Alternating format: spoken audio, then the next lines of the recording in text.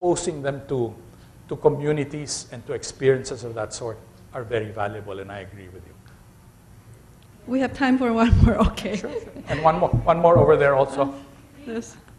Good afternoon, sir. Okay, all right. I'm Cadet Ronald Cardema, the Corps Commander of UP. Part of the nation's leadership are the generals of the Armed Forces of the Philippines. And for some years, the AFP has been notorious for corruption and political linkages. Since 1912 until the 90s, the leadership of the AFP has been balanced by the 181 generals produced by UP and the products of the Philippine Military Academy. But in some years, the cadets of UP has dwindled from a strength of 4,000 in 2003 up to 19 cadets as of today. How could the business sector help UP uplift its military education status so that we could produce back liberal thinking and civilian-trained generals for the AFP?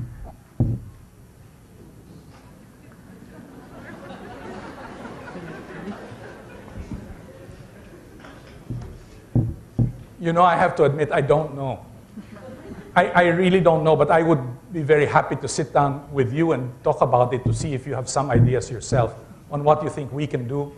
I agree with you that if we are interested in uplifting our society and if we are interested in doing something about corruption, I guess the military establishment should be one of the areas that we should certainly focus on and try to do something about. So if you have an interest in discussing the matter with me or with me and some of my colleagues, I would be very happy to sit down with you. But I have to be honest and say that I don't really know offhand what it is that we could contribute to this particular effort. Okay, thank you. There's one more question over there. Yes, one more question from the lady. Yes, please. Please Yeah. Go Yes. to the microphone. This is Rosario Maminta.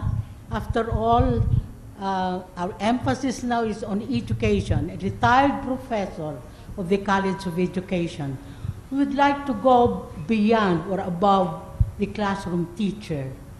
But we would like, after all, this is an academic university, and the product of an academic university will be something to influence policies, so that all these little things that we do will influence really the quality of education. For instance, the focus now of the education, supposed to be education revolution, is English, science, and math. Perhaps it's only people, and this is not untruth, but it's well-informed decisions. Sometime in 2006, President Nemenso wrote a letter to the editor citing that we can top exams in science and math, not necessarily through English. I would like to say here that I'm a trainer in ESL, English as Second Language. Now, it has been shown in that TEMIS, there's a test, international evaluation test. The test in the discipline of science and international. And in most of the tests given, the Philippines ranked second to the lowest, third to the lowest. Yes. And examining the countries who topped the test, Korea, Japan, and all others, are those who chose that the test be given in their mother tongue. So we need, after all, the university cannot influence so much on business or all other things, but we can influence leadership through in education. How can the university help educational leadership, DepEd, come up with sound and well-informed policies. Policy in bilingual education. Policy on approaches more effective textbook writing. Now, it's not merely distribution of textbooks. Are those textbooks really effective? Sure. Or have they just been copied and good for all other kinds of learners, but not Filipino learners? So it's a practical decision. It's not impossible because at one time there was a national committee to decide on all of these bilingual decisions, bilingual policies. Now they are all gone, and it takes Jesly Lapos and all the others to revert. We're really actually reverting to old non-informed policies. How can the president of the university be a member of policy-making bodies? After all, those roadmaps that has been suggested by the corporate foundations do not have one step. They are all classroom strategies right away. What is the policy? Thank you very much. I think certainly the University of the Philippines has a voice when it has to do with education policies in this country. And if ever it so chooses to express its views, I'm sure those views will be very much listened to. There is no need to find other venues than the university itself speaking out from its own status as the National University of the Philippines. So all the opportunities are there for UP to make its voice heard, I think. Thank you very much. I'm sure you still have a lot of questions, but we are running out of time. On behalf of the Centennial Lecture Series Committee, we thank our lecturer for spending his time with us this afternoon, engaging in this intellectual exercise. At this point, may I call upon President Emerlinda Roman to present the Centennial Lecturer Award to Mr. Ramon del Rosario Jr.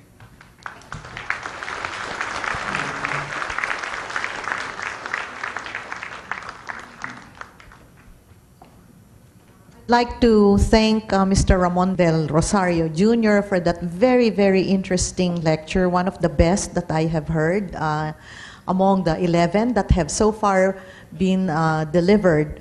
I would like to inform Mr. Del Rosario and the audience that beyond these lectures, a total of 29 in all, which will be held until December, we are going to hold a general conference which will involve not just the faculty but other sectors in the university, including the alumni and the students. And that's where we will tackle the hard questions about the role of the university as a national university. Already, I think it was Dr. Albarracin who suggested that it is time that we really sit down and find out how do we really build character among the students beyond coming up with fancy course outlines and coming up with all those assignments using information technology. How do we actually build character among our students? And how do we develop in them a sense of country, a love for country so that they will serve this country?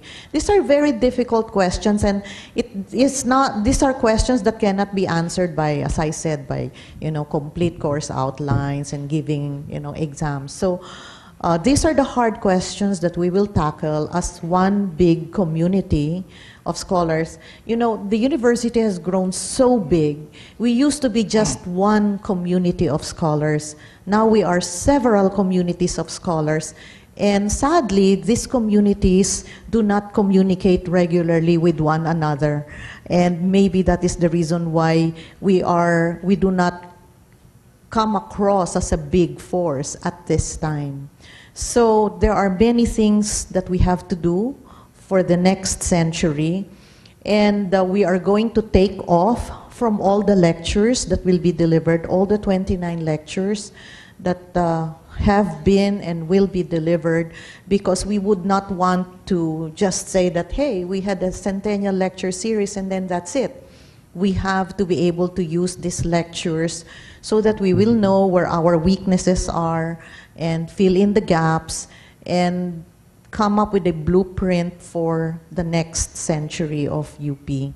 So, I think there is a trigger in the lecture that we should go beyond analysis and go beyond criticizing. We should take action. We should work together. I sort of heard that, you know, PB Ed would be happy to have UP as part of the group. Maybe we can talk about it and see how we can be more actively involved. I think we should go beyond analysis, go beyond criticisms, and be more active. There is only one country that we have, and so we have to make this a better Philippines. Thank you very much again, Mr. Del Rosario. We are honored that you accepted our invitation. You are our Centennial Fellow, and so I would like to present this certificate to you.